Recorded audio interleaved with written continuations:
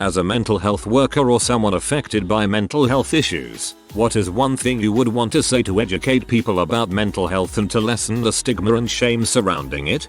As someone who struggles with PTSD, I would like to say that I don't choose to be as repetitive and exhausting as I can be. I will react the same way to the same situation because that is an association that has been with me for half my life. It's very difficult to keep opening up to friends without feeling like a burden because you cannot cope with the same thing as last week. They have heard me talk about it so often and given me several pieces of advice on it, and I hate feeling like this broken record. But to me that is a core part of this disorder. Physical therapy is seen as a regular part of recovery from any serious injury. There's no stigma attached for someone in a cast or a wheelchair to see a physical therapist. Mental health counseling should be considered in the same light. We know we are acting irrational, but it's not something we could help, especially if it's something like PTSD or anxiety. Some days are just harder than others, but that doesn't mean we aren't trying. Just being there for us is enough, and we appreciate it so much. Something to help with the stigma? Most people don't see mental illness until it has manifested itself outwardly. You know, the homeless guy yelling at a trash can type of thing. Realize that you are looking at the extreme end. Thinking that is what mental illness is like thinking someone with 90% of their skin scorched off is what a burn looks like. I had debilitating OCD, afraid to swallow my own saliva, couldn't use old cutlery or cups, and needed to touch everything an even number of times or my soul might switch with that of an object. Nowadays I basically only double tap escalators and big silver pull doors because I'm afraid they'll static shock me, not the soul switch thing. As someone with bipolar, I always compare it to diabetes. It's a lifelong condition, usually managed by medication, though occasionally people manage without. The medication isn't always perfect, so you have to let those around you know the warning signs. If you ignore stop taking your meds suddenly, you will have serious problems and may embarrass yourself in public. Sadly, I've recently had to add an extra section to my explanation as part of an apology. If you're diabetic in hospital waiting for your foot to be amputated, even if you took your meds perfectly, you get limited sympathy if you spend every weekend stuffing yourself with cake. For bipolar, the equivalent tends to be booze, drugs, and goddang is the level of substance abuse high amongst us. ADHD exist. It's not just being hyper or a condition therapists invented. If I was diagnosed as a kid, I might have gotten on my meds sooner and finish high school. I'd also like to add that ADHD doesn't always present as hyperactive impulsive. There's also inattentive type, and then a combination of the two. We know that sometimes you don't understand us, but please consider that sometimes we don't understand either. As hard as it is for you, imagine how hard it is for the person suffering through it. I don't know why I have to flatten out every single wrinkle in the sheet before I sleep, and I know my boyfriend is tired and wants to go to bed too. But if I don't, I won't be able to sleep and will be itchy all night. We're doing our best. Please just be patient with us. You can't just tell a depressed person to go out and talk to people and have some fun. Depression kills the will to do anything. Yeah, but if you did go outside you'd feel better, so it's your fault. It hurts to know that you can't trust anyone. You never know when someone is going to sell your secrets and tell everyone about that one thing you did when you were extremely ill just for some karma. You hear stories of crazy people doing weird things and know that someday you might be the crazy person people talk about for morbidness. And to get better you always need to trust nurses and doctors, and yourself. And that's hard to do when you're seen as an anecdote and not as a person. Please don't ridicule me for my coping mechanisms. I like to color to help ignore thoughts. If I'm doing that instead of do tasks, then I'm really struggling. I make animal sounds or other weird noises to distract myself. Coping mechanisms can be strange, but alienation certainly doesn't help. Color the world, my dear. Color the world. You're dealing with people who are essentially running with one leg in a two-legged race. The bar for success for the mentally ill is much different than everyone else. For instance, someone suffering from severe depression making it to old age is sometimes a great featuring. It certainly kills many before they get there. I can't answer the phone, can't drive the car sometimes, even fill groceries or prescriptions, can't go to sleep, can't deal with criticism, It's like entropy. A small thing grows all on its own into an unrelated mess of disorganized anger and frustration, often over nothing tangibly real. But it's so real to me, it becomes panic or anger at myself. To combat this, I feel the need to be perfect constantly. You could consider this a benefit. I often outperform my peers, but if I fail, even a little, I'm a failure to myself. I lost a hat in January and I'm still punishing myself for it. So to you, on the outside, I do everything right and that makes you think I'm okay, annoying even. I make good enough money and I'm successful in my field. But the moment I'm alone, I pull the skin off my scalp with my fingernails and have almost no close relationships. I can't control how I feel. I know it's not normal, but I know I do everything I can to try to cope. I probably didn't answer the question, but that's the edit.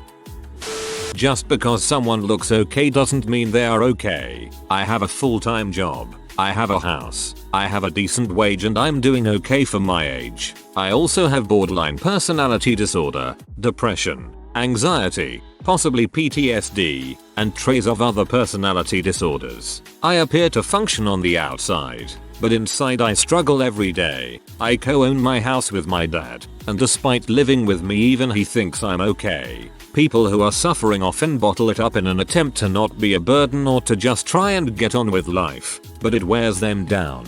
Reach out to your friends and ask how they are. Let them know you're there for them. And if they disclose they have a certain disorder, do a little research. Think about how it affects them rather than how it affects you. You can't make them talk to you, but you can show them you're there. Therapy isn't only for the mentally ill, nor is it a cash grab.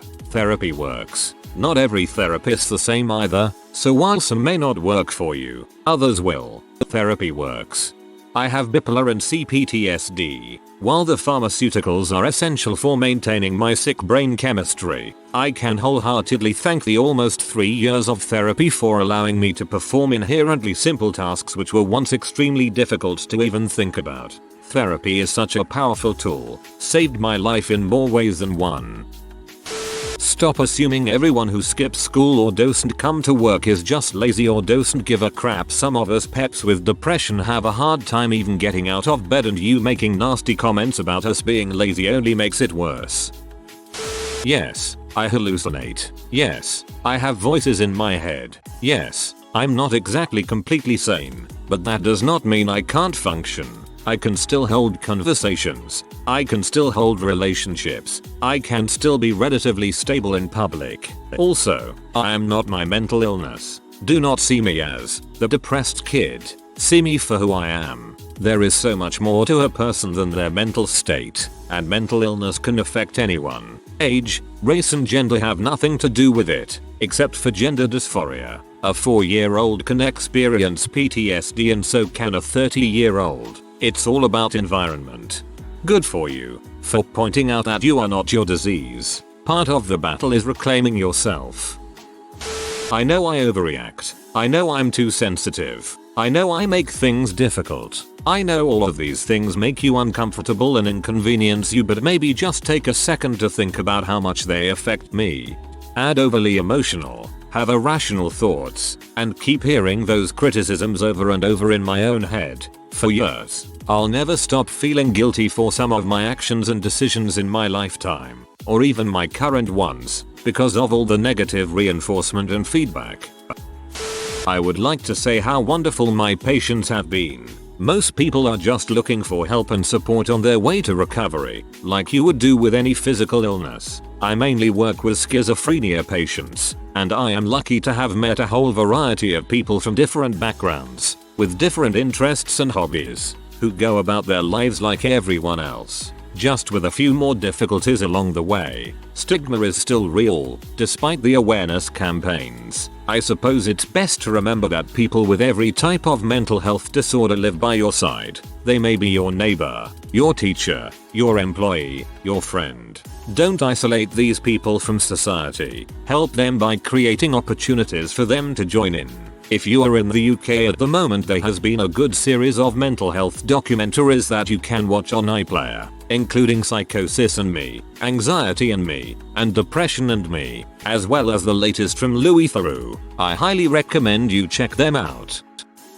I would say the prevalence of antagonist characters that are usually misrepresented or grossly inaccurate mental health issue is a problem. Same for a lot of true crime documentaries and the like, where they speculate on whether the perpetrator might have had some kind of mental illness without explaining the illness correctly, or write off a person's actions as being down to the effects of the mental illness. I can tell if someone has been influenced by this kind of crappy pop culture by the way they look at me and others. No, being bipolar does not mean I might murder you for no logical reason. In fact, it makes me statistically more likely to be murdered or a victim of abuse. I hate being told that my decision isn't mine because I am autistic. For example, I wanted to go to a school where all of my friends were going. I was repeatedly told to not go because my autism chose it and the proper adults should choose where I go. I had also stayed with my aunt who padded the walls with pillows and kept feeding me organic locally grown vegetables for the weekend to cure my, and in her words, retarded butt brain. Have Aslo been bullied, ANX made fun of and beaten by other kids because of my autism? I'm sorry, people suck. Everyone is unique and so is their experience with mental illness. No two people with depression will experience the same thing, nor will two people with anxiety react the same way to the same things. We literally have no control over what our mind is doing, feeling, or how it's going to react to anything. There is zero control. Be understanding that this is much harder for the sufferer than it is for you. Your brain is an organ, and like any other organ, it can get sick or weakened or simply not work as strongly or efficiently as it used to. You wouldn't expect someone to just get over or snap out of a heart attack or kidney failure. It's unfair to expect the same of mental illness. Suicide isn't an egoistic choice. If a severely depressed person committed suicide, she did it because they felt that the people left behind would do much better without them. They actually commit suicide to help relatives and loved ones.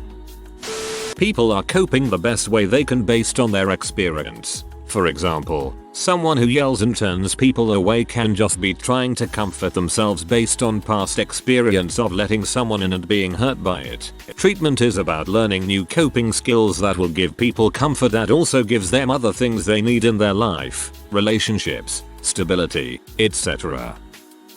I know this isn't exactly what you're asking for, but as someone who works in mental health, has suffered from mental health issues and has witnessed some of the effects, get off social media. Reddit isn't too bad because it isn't tied to your personality and identity, but get off Instagram, Facebook, Snapchat and any other media that is linked to your real identity and self-worth. Those platforms are directly responsible for more harm to young people's mental health than everything else combined. I know of multiple suicides, attempted suicides and self-harm cases that are a result of interaction on social media. I work in the NHS and we can't keep up with all the depressed teenagers that come in with depression and anxiety brought on by social media use. This in turn is stopping us from treating serious cases of mental illness. Every single young person who has deleted their social media accounts on professional advice, in my service, has immediately felt a significant improvement in their mental health, their self-worth and a reduction in their anxiety. Please, if you do nothing else this year, delete your social media apps. Wait for the withdrawal to wear off and feel the freedom that comes with not feeling like your whole life is on show and that you don't need to prove anything to anyone. As much as I wouldn't wish my mental illnesses on anyone, there have been many times I wish someone could live in my head for just one day. The constant thoughts of ways and planning and just running thoughts of suicide and anxiety about the simplest of things is so very exhausting. And as much as I would love to just get over it, it takes a lot of work to feel like what I imagine a normal person must feel like. Also, I need those meds just as much as a person with heart disease or other chronic illness needs theirs. I cannot function without them and therapy. Stop saying I don't need them. BPD is not inherently abusive, and people with it can be good people and live normal lives. On that vein, not everyone who acts irrationally in a way that offends your sensibilities will have BPD, and if you know someone with BPD who acts a certain way, that's likely not universal. Just don't stigmatize and overgeneralize. You worded what I was trying to say in a much better way, comrade. I want people to know that wrong treatment and diagnosis can set back a person's recovery by years. There is nothing wrong about not having chemistry with your therapist and finding someone better suited to help you. My battle lasted for years and nearly killed me. I spent more time in hospitals than at home. Pushed back and forth to different facilities cause nobody would take responsibility. I was stuck. Then one day one of the chief doctors decided to send me the frick away to another district and everything changed. They gave me time. We spent 6 months doing tests. New diagnosis. Right diagnosis. Today, no self-harm. No episodes, no hospitals for 9 years. I was the patient they thought would die in the system. Or to self-harm. Or suicide. I was that patient. And by that you all know what that means. The point in all of this is, get proper treatment. Never give up. Never stop fighting for your right to be better. To get the help you need. Cause it will get better. Don't settle no matter how hopeless it is. Wrong diagnosis and medication matters more than you think. I believe in you. I am bipolar. People don't know how to react when you tell them you're ill. Which I understand, of course. We talk a lot about people that are mean or treat you like you're crazy and stuff. It sucks obviously, but we talk so much about them that we forget about the other side of the coin. When people are too benevolent or sympathetic, they can also cause damages. I am surrounded by friends and by my family and they all support me, which is great and I'm very grateful for that. But sometimes, or always, they have absolutely no idea what to say but feel like they must say something no matter what. They usually try to reassure you, but doing this they just get the opposite reaction. I call it minimization. Basically, they tell you not to worry. What you're experiencing isn't that bad, don't be afraid. They also feel like this sometimes, it's gonna be fine.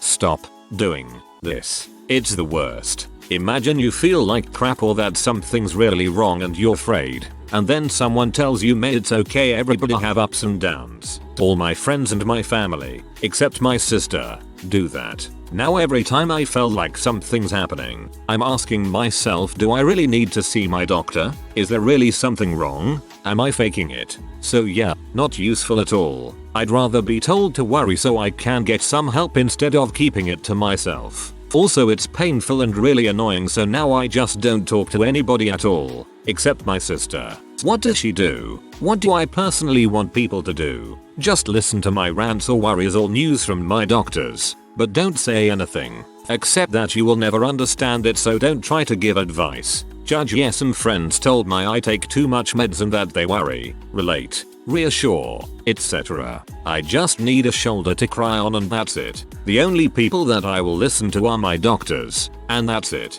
It's my personal situation, so maybe others will disagree with me. Mental illness can happen to anyone. Literally, it's as common as physical illnesses like the common cold. Part of removing the stigma is to talk more openly about it. To stop the whole hush hush, behind closed doors thing.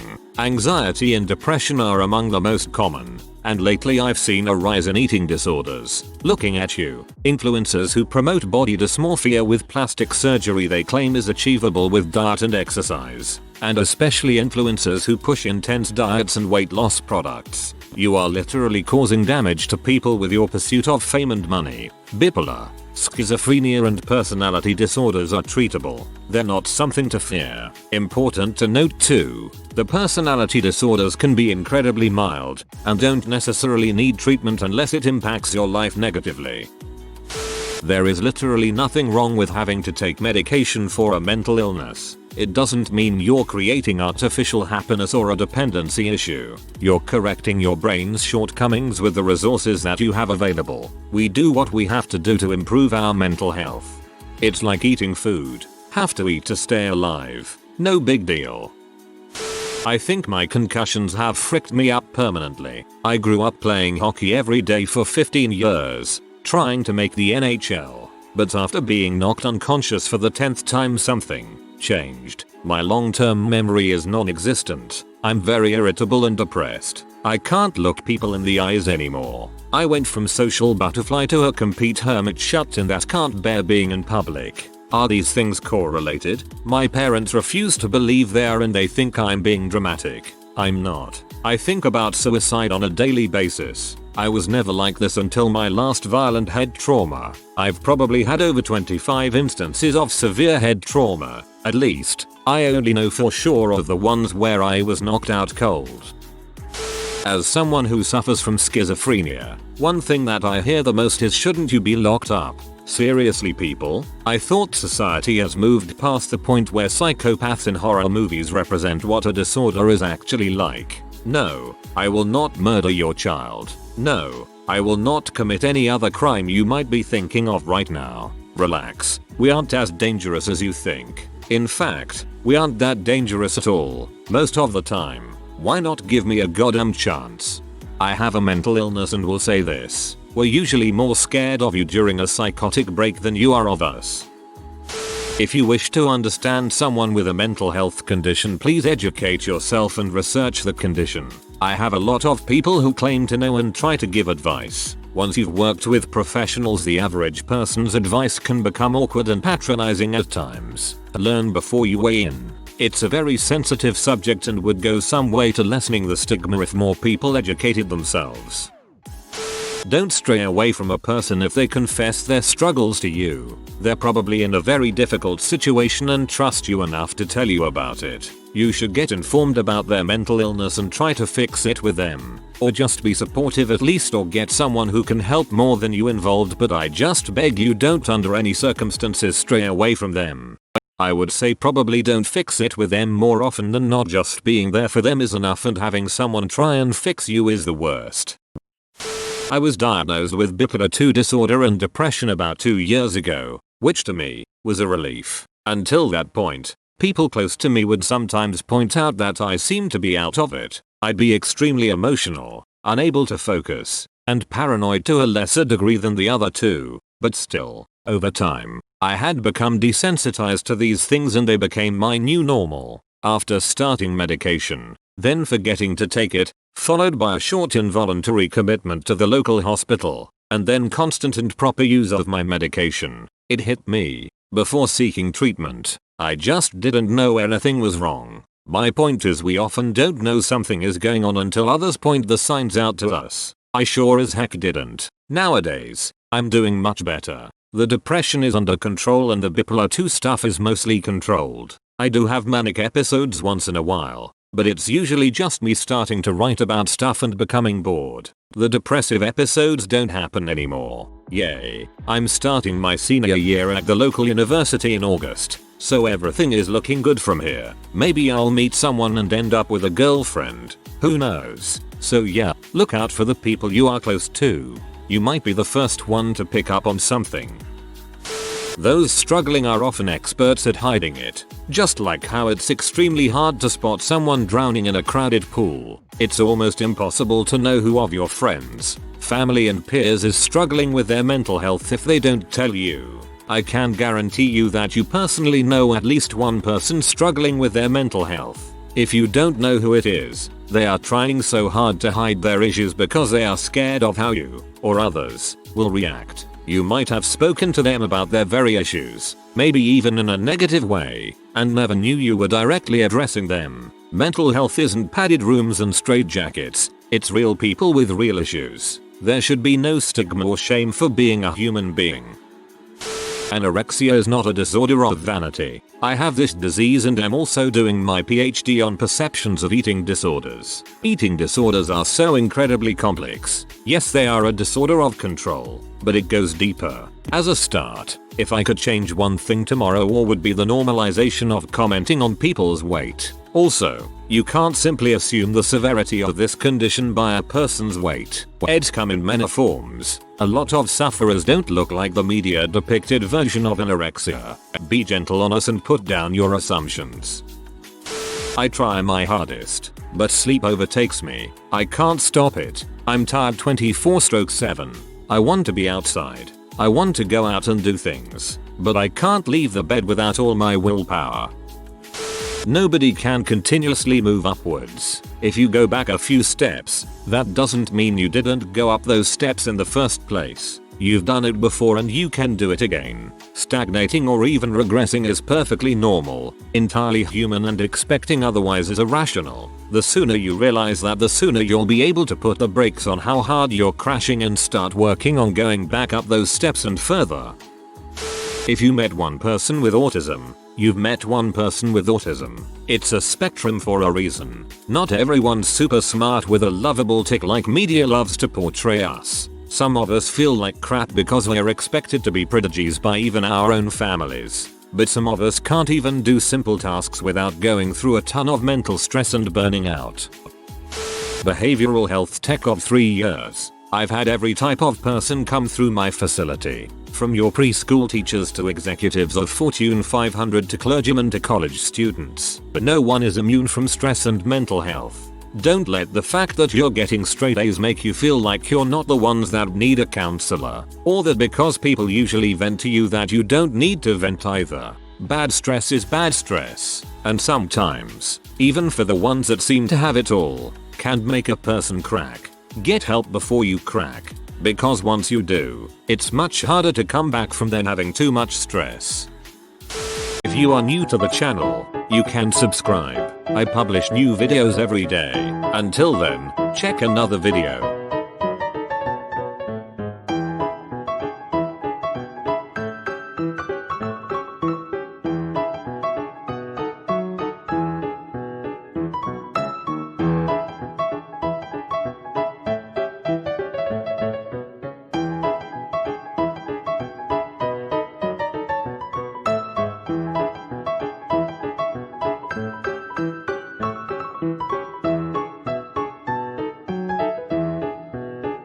Bye for now.